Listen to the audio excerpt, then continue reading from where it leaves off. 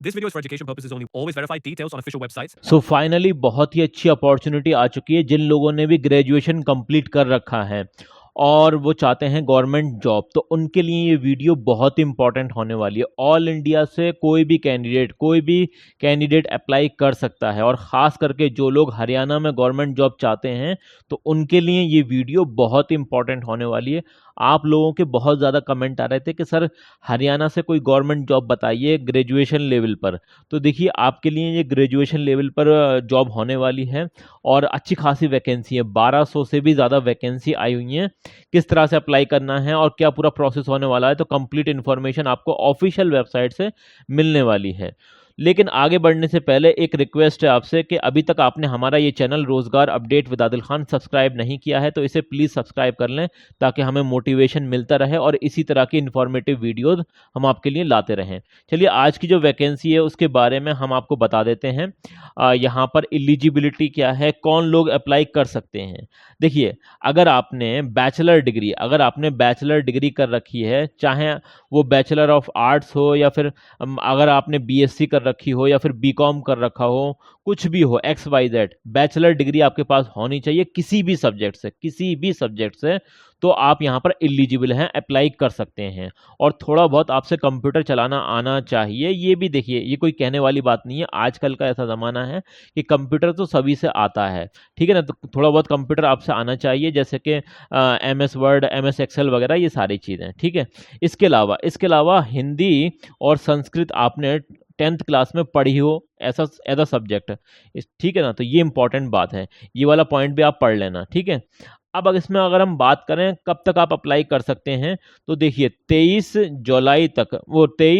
जून तक आप अप्लाई कर सकते हैं। तो कुछ ही दिन बचे हुए हैं, जिन लोगों को भी फॉर्म अप्लाई करना है तो जल्द से जल्द अप्लाई कर दें क्योंकि टोटल अगर हम देखें तो 6 दिन बचे हुए हैं। अगर इसमें और क्वालिफिकेशन वगैरह की अगर हम बात करें तो क्या सारी चीज़ें होने वाली हैं वो भी हम आपको बता देते हैं, ठीक है ना।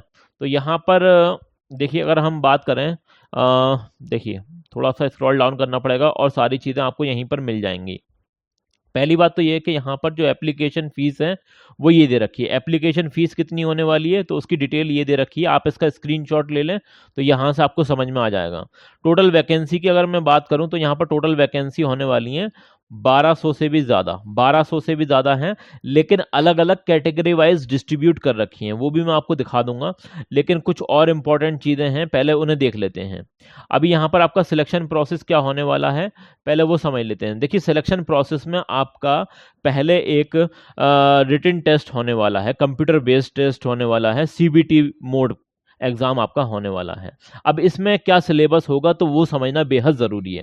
देखिए आपसे जनरल नॉलेज पूछी जाएगी, जो ऑब्जेक्टिव क्वेश्चन आएंगे 50 क्वेश्चन आएंगे। कितने क्वेश्चन आएंगे? 50 क्वेश्चन आएंगे, हर एक क्वेश्चन 1 नंबर का होने वाला है। टोटल मार्क्स आपके यहाँ पर 50 हो गए।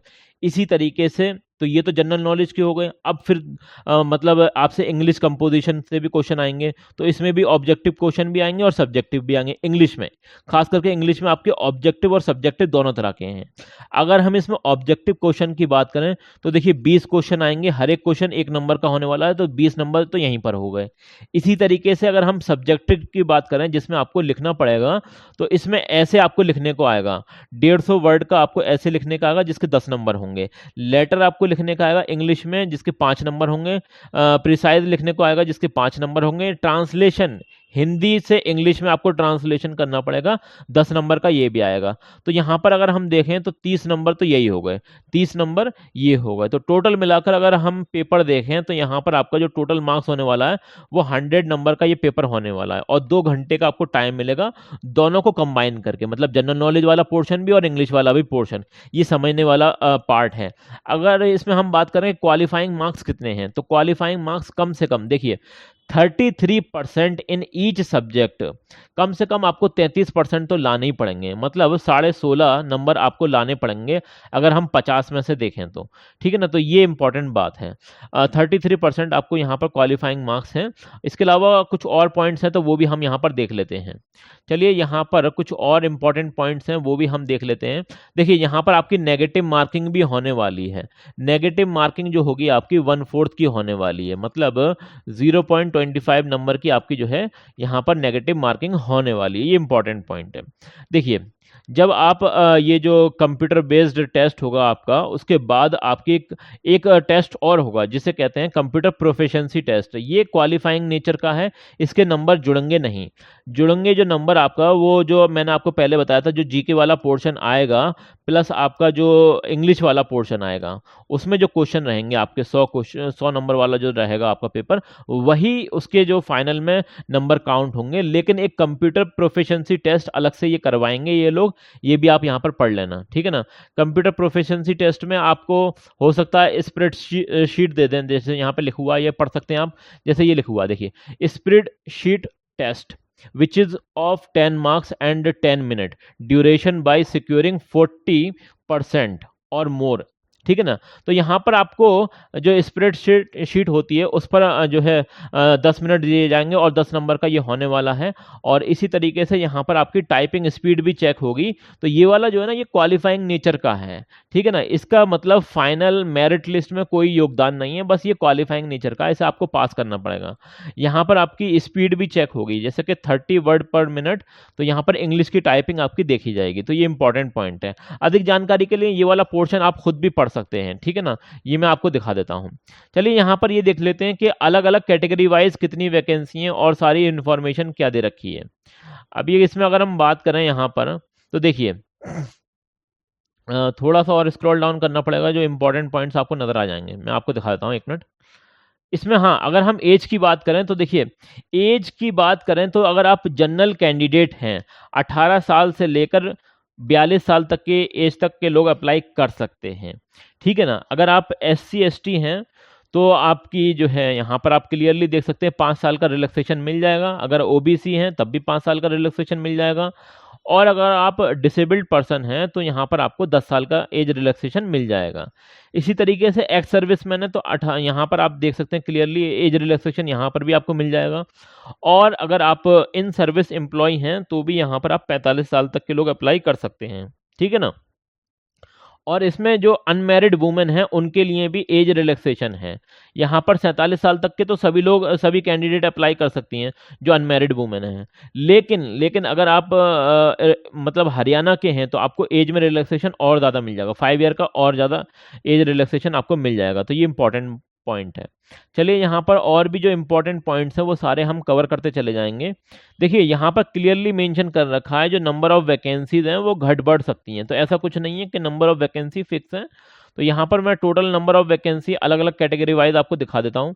देखिए ये जो वैकेंसी आई हुई है, ये आई हुई है, ये आप देख सकते हैं clearly, high court of Punjab and Haryana, ठीक है ना। यहाँ से ये वैकेंसी आई हुई है और इसका आप जो नोटिस है उसका नंबर भी चेक कर सकते हैं, ये नंबर है, ठीक है ना। और इसमें फॉर्म कब से कब तक आप अप्लाई कर सकते हैं, तो यहाँ पर आप 23 जून तक आप फॉर्म अप्लाई कर सकते हैं, मतलब 6 दिन बचे हुए हैं लगभग, ठीक है ना। तो ये जो वैकेंसी होने वाली है आप क्लियरली देख सकते हैं, 1265 वैकेंसी है। टोटल वैकेंसी कितनी है? 1265 वैकेंसी है टोटल।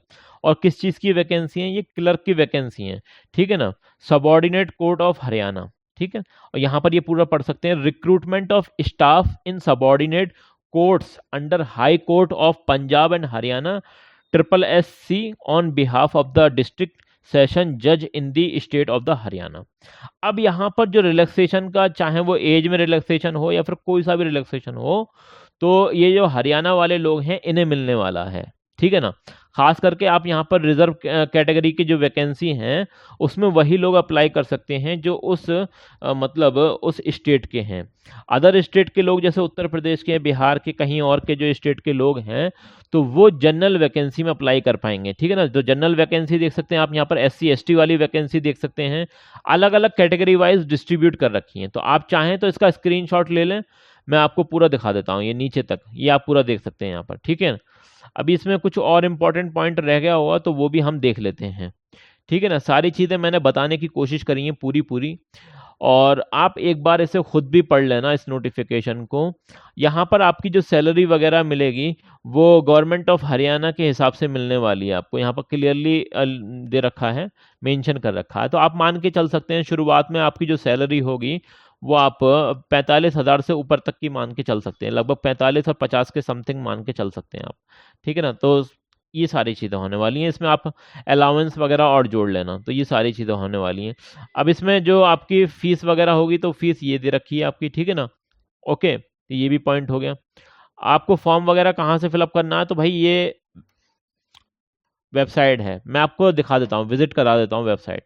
अभी इसकी जो वेबसाइट है वो मैं आपको दिखा देता हूँ, देखिए ये है, ये आप देख सकते हैं, society for centralised recruitment of staff in subordinate courts under high court of Punjab and Haryana SSC। तो यहाँ पर आप आएंगे और यहीं से आपको फॉर्म भी अप्लाई करना है, ठीक है ना? सारी चीज़ें यहीं से होने वाली हैं, यहीं से आपको फॉर्म वगैरह सारी चीज़ें अप्लाई करनी है, ठीक है? तो जैसे यहाँ पर आप क्लिक करेंगे तो यहाँ पर आपको वैकेंसी वगैरह दिखाई दे जाएंगी और नोटिफिकेशन आप डाउनलोड कर सकते हैं, ठीक है? ये जनरल इंस्ट्रक्शन आपको पढ़ लेना है सारे, ठीक है? और यहीं से आपको अप्लाई भी करना है। ओके, अप्लाई करने के लिए सबसे पहले आपको रजिस्ट्रेशन करना पड़ेगा। जैसे आप यहाँ पर आएंगे तो सबसे पहले आपको क्या करना पड़ेगा, रजिस्ट्रेशन करना पड़ेगा। अब ये क्या बोल रहे हैं, देखिए, you have read advertisement and important instruction, अगर आपने पढ़ लिए तो यस कर दें यहाँ पर।